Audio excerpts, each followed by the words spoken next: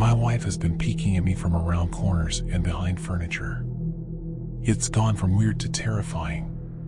My wife Lynn and I have been together for 6 years and married for 11 months. Our entire history together has been very normal, and never once have I noticed any weird behaviors or red flags. I can't stress enough how out of character this whole thing is for her. Lynn is very kind, intelligent, and thoughtful. She's always been the no-nonsense type of person. Being childish or trying to scare me is not something she'd normally do. She doesn't even like watching horror movies.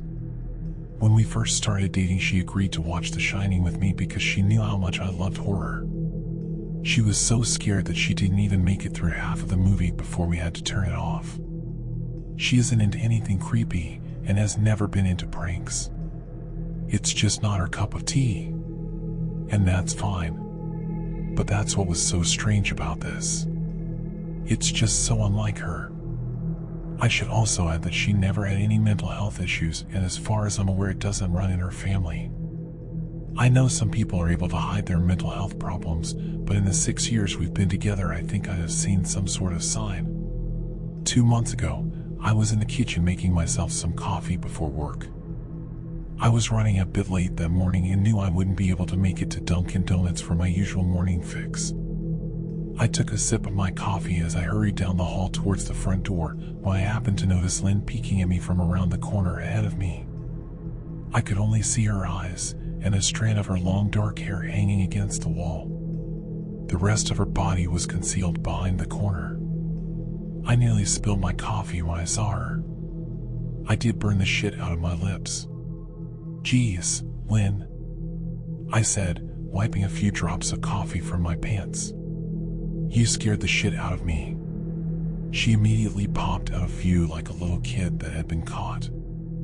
I heard her scurry off towards the living room, and by the time I got to the front door, she was out of sight. It was really weird and just totally out of character for her, like I said, but I also found it kind of funny that she was being more playful and a little less serious. I shouted that I loved her and called her a weirdo. As I shut the door behind me, I heard her laughing. Her behavior was a bit odd, but it certainly wasn't something to call a priest over. I forgot about it by lunch, and by the time I got home she was her normal self. I didn't bring it up, and neither did she, and life went on. The next incident happened 3 days later. It was around 2 a.m. and I had woken up to get a drink. I was standing at the kitchen island, J in hand, when I felt a strong feeling that I was being watched. For whatever reason, I looked down at the floor and saw my wife's smiling face staring back. She was peeking at me from the other side of the island, staring up at me with wide, unblinking eyes and grinning like the Cheshire Cat. I screamed, I'll admit it. Not out of irritation, but fear. For some reason at that moment, I was scared. At the sound of my scream, Lynn scuttled backwards out of my view, her hands and feet smacking the tile floor as she hurried out of the kitchen on all fours. I didn't run after her, or even yell after her. I just stood there frozen in shock, wondering what fuck had possessed her to do that. It took me a little longer than I'd like to admit to go back upstairs, but I eventually did. When I got to our bedroom, Lynn was lying on her side, asleep. Or at least pretending to be. I stood there for a while, watching her breathing to be sure she really was asleep. I had the feeling she might jump out at me the moment I got into bed. But she didn't. I climbed into bed and she didn't even move. Her breathing was soft and deep, and I was starting to wonder if I dreamt the whole thing. The next morning, I waited for her to come down for coffee, and after handing her a mug and kissing her cheek, I decided to ask her about it. "What was that about last night?" I asked, keeping my tone light so I didn't offend or embarrass her. She frowned over her cup of coffee, shaking her head like she had no clue what I was referring to. "You were peeking at me again. From over there," I said, pointing to the spot on the floor by the kitchen island. She followed my gaze, and when she looked back at me, she burst out laughing. She laughed so hard that I couldn't help but join her. "You creep me the fuck out sometimes, you know that?" I said. She giggled and set her cup on the counter and wrapped her arms around my neck. "You creep me out all the time, so I guess we're even," she teased. We said our goodbyes and left for work. As I drove, I kept thinking about how creepy it had been seeing her grinning at me from behind the island like that. The sounds her hands made on the floor as she crawled away. I told myself she was just trying to be silly. Just trying to join me in my love of all things horror. It's not like I was afraid of her, but it still didn't sit right with me. I started seeing her peeking at me more and more.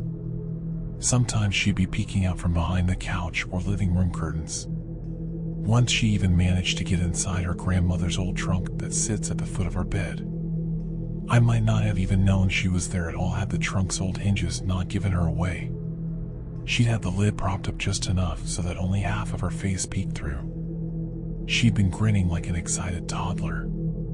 It was unnerving. I didn't even know what to say to her. All I could do was stare. When I finally found my voice, I asked her why on earth was she doing this. She didn't answer, but she had slowly closed the lid, shutting herself inside the trunk.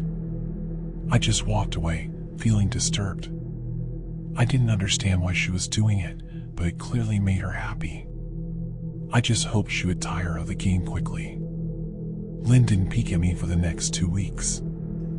I started to think she was done with her weird prank, and I was relieved. We were watching a show on Netflix one night, and I jokingly said that I hadn't seen her peeking at me lately and that she must have given up on her spy game. She looked up at me with a small smile and said, "Maybe I've just gotten better at it." I didn't say anything, but I wondered whether or not she was joking. For the next few days, I couldn't stop thinking about what she'd said. Was she still peeking at me when I wasn't looking and I just hadn't noticed? And if so, what the hell was she getting out of this? I started to feel paranoid, constantly checking whether she was watching from around the corner or behind a door. I was jumpy whenever I was home and she wasn't in full view of me. I felt stupid and a little crazy. But after a few weeks without another incident, I began to relax. I stopped checking behind furniture and walls and told myself it was just a bad memory. Then a few days ago, things got so much worse. Lynn left to go to a friend's, and I lounged on the couch and played a couple games on my laptop. Around 9 p.m. I hopped in the shower, and as I was washing the soap from my hair, I felt that awful feeling that I was being watched. I slowly opened my eyes and almost had a fucking heart attack. Lynn was peeking from behind the shower curtain, her entire head stretched into the shower, leaving just her body outside. Her long dark hair hung against the curtain, the ends dripping with water. Her mouth hung open in a terrible grin, eyes wide and red, as if she hadn't blinked in a while. I screamed and jumped back against the wall. She didn't move, nor did her smile waver. Her makeup ran down her cheeks in 2 black streaks. She looked giddy and completely deranged. I was fucking terrified. We stood like that for a few moments, neither of us saying a word. Finally, after what felt like forever, she slowly pulled her head back out of the shower, and I watched her blurry figure through the curtain as she moved backwards towards the bathroom door. A second later, the bathroom door slammed shut, hard enough to rattle the mirror. I screamed again and jumped out of the shower to lock the door. I stayed inside the bathroom for over an hour. Maybe I overreacted to some of you. But joke or not, I wasn't going to put up with the crazy shit anymore. That's what I kept telling myself as I paced in my bathroom, stopping to listen at the door every few minutes. Suddenly I heard a muffled sound, and I pressed my ear against the bathroom door, straining to listen. I couldn't hear anything, but I envisioned Lynn standing on the other side of the door, giggling at her joke. I felt a surge of anger. I was beyond pissed at being made to feel scared in my own house, and made to hide in the bathroom for an hour. All for what? Some joke? If it was a joke, it was an awful one. What the fuck, Lynn? I snapped. This shit is getting really fucking annoying. I waited for her to apologize, or to call me a jerk. But instead I heard a faint moan, so quiet I wondered if I heard it at all, and then complete silence. Lynn? I called out, not able to even hide the shakiness in my voice. I got no response. Just my own heavy breathing. I swear to God, just fucking stop it.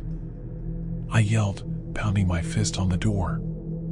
I waited for her to cuss me out, something I would expect from me talking to her like that. I never screamed at her before. But there was nothing.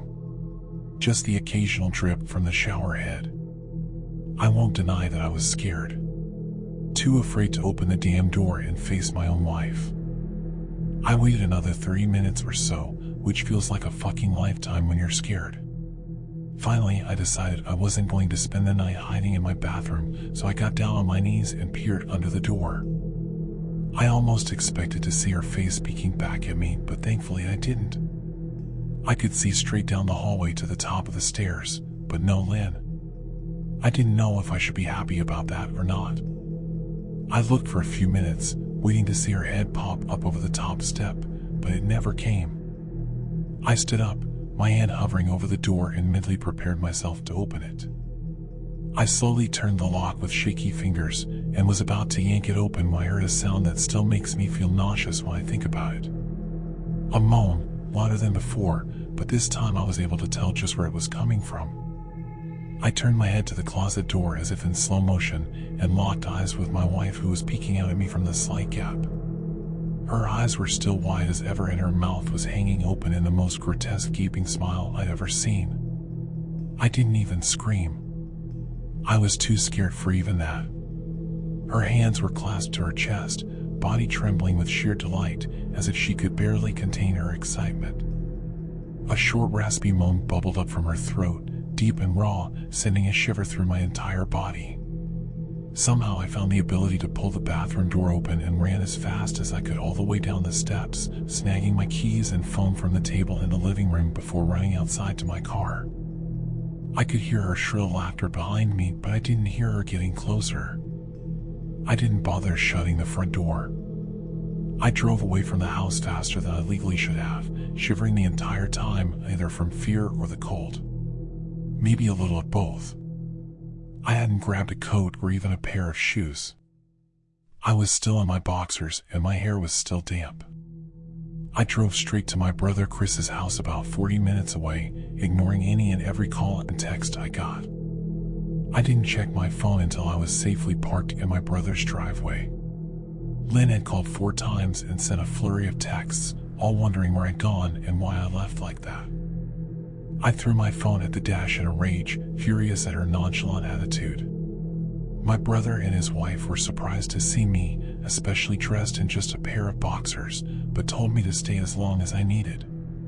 Chris lent me some clothes and asked me what happened. I told him Lynn and I had a fight, but didn't get into the details. I didn't want him to think I was overreacting, leaving my wife over a prank, even if it was a strange one. I mean, hadn't I encouraged her for years to lighten up instead of being so serious all the time? I had wanted her to relax and loosen up, but this was definitely not what I had in mind. I tried to sleep on their sofa, but my brain wouldn't let me sleep. Every time I closed my eyes, I saw Lynn's face staring at me from inside the closet. Knowing she'd been in there with me the entire time made my skin crawl. She'd never left the fucking bathroom at all. Instead, she slipped inside the closet and slammed the bathroom door shut to fool me. The mere thought of going back home gave me anxiety. I tossed and turned, unable to sleep. Chris ended up giving me a sleeping pill, so I was able to get a little rest. My sleep was filled with terrible dreams. All of Lynn's smiling face. I woke up just as the sun started to rise. My sore body ached from the sofa, and I felt drained. I knew I'd have to call Lynn at some point, but I didn't know what to say to her. I wouldn't be going home unless she gave me her word she'd never do any more creepy shit. I just wanted my wife back. Her normal serious self never looked so good to me. I was contemplating calling her and telling her that, when that familiar feeling came over me. I was being watched. I was staring at the ceiling, my heart in my throat. I didn't want to look away, but the longer I ignored the feeling, the worse it got. My eyes drifted away from the ceiling almost on their own. Her face was pressed up against the window beside the couch, staring down at me with that same gaping smile. Drool dribbled down her lips, leaving 2 long streaks down the glass. I didn't know how long she'd been there, but something told me she'd been there quite a while, possibly all night. I didn't bother screaming, though I was afraid anger trumped any fear I felt at that moment. I jumped up from the couch and pounded my palm against the glass. "Lynn, are you crazy? What the hell is wrong with you? Just go home," I shouted. "Now." She didn't move, and her ghastly expression never changed. If anything, her smile only grew, as if she had never been more elated. I could hear Chris and his wife moving around upstairs. As if Lynn could hear them from her place outside, her head twitched slightly in their direction, and she began to close her mouth slowly. Chris called my name from upstairs, obviously concerned. I turned to see him and his wife Rebecca hurrying down the steps. When I turned back to the window, Lynn was gone. The only sign she'd been there at all was the 2 streaks of drool still dripping down the glass. I tried explaining to Chris and Rebecca about waking up to see Lynn watching me through their window. They were skeptical. Who wouldn't be? Chris and I went outside to the spot in front of the window, but there were no footprints in the dirt, just a slight indent. Animal probably, Chris guessed, and I didn't argue. He and Rebecca assumed I dreamt the entire episode, but they didn't understand, and I was too tired to explain it to them. I called out of work that day and turned my cell off. I didn't want to face Lynn. Just talking to her was too much for me at that point. I really started to believe something was irreversibly wrong with her. That no matter what promises she made, we'd never be the same again. The thought saddened me to my core. I cried most of the morning. By noon, I figured I was ready to confront her. Give her one last chance to explain herself. I could at least give her that after 6 years, I told myself. I turned my phone on and saw the dozens of texts she'd sent, all from a seemingly concerned wife. "Can we talk? I love you. Please call me. I'm really worried. Can you answer? Just come home." And more of the same. All texts telling me she loved me and she wanted me home. How worried she was, not a damn light dressing the crazy shit she pulled. Like she hadn't been acting like a character from a Stephen King book. Even her texts were different. She normally texted novels just to tell me to pick up a loaf of bread. You'd think she'd have more to say to me after her bizarre shenanigans. I know it probably seems childish to some of you who are miles away from this situation. But if you saw the way Lynn had looked at me, how she scampered away on all fours like some wild animal, grinning at me from inside the closet like a lunatic, then I think you'd find my reaction was warranted. I ended up staying with Chris and Rebecca for another night. I didn't wake up yesterday until afternoon, and thankfully I didn't see Lynn's face watching me through the window. I don't want to pry, because it's not my place. But is this fight something that can be mended? Rebecca asked. She made us both a sandwich for lunch, and I knew she wanted to breach the subject without seeming to be nosy. I don't know. She's like a different person, I said, choosing my words carefully. I still wasn't ready for her or Chris to know the full extent of the batshit craziness I had been dealing with. People change, Ben. But she's still the same woman you married. Maybe you both just need to talk through your issues. Whatever's going on, I'm sure it can be fixed. She said, ever the peacemaker. I think it's beyond that now. I don't think talking would help. I just don't trust her, I said. The words stung in my heart. I missed and loved my wife. But how could I live with someone like that? Living in constant fear didn't sound too appealing. Lynn loves you. She has to be absolutely crushed, she said.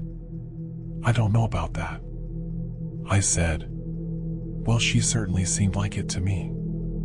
I've never seen her so upset. Very much unlike the Lynn I know, Rebecca said, shaking her head sadly.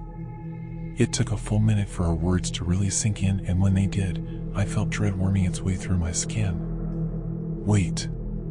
What do you mean? You saw her? You saw Lynn? I asked, my mouth suddenly dry. Rebecca nodded casually as if that fact wasn't nightmare fuel. Maybe for her it wasn't. She stopped by this morning just after Chris left for work. She said, cleaning the plates from the table. I didn't see her car though. Maybe she took an Uber or something. Beck. What did she say? Did she come inside? I asked, sweat starting to break out on my forehead.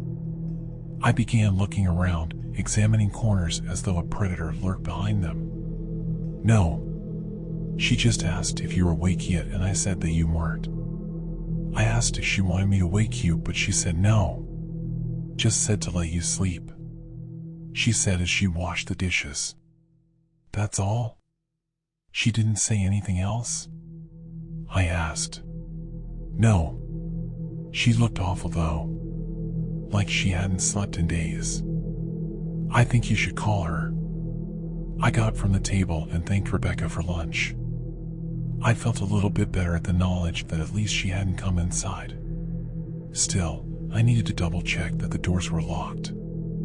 I sat for a while trying to figure out what to do next. I didn't want to go home, but I felt that I owed it to Lynn to help her if I could. Hadn't I swore an oath to love and honor her through sickness and in health? Clearly she was very sick. If she was sick, which I truly believed she was, I had to try and get her the help she needed. But I didn't even know where to start. I didn't want to call the police, and besides, what the hell was I going to tell them? That my wife was peeking at me? That she was being creepy? As bizarre as she'd been, she still hadn't committed any crime. Not yet anyway.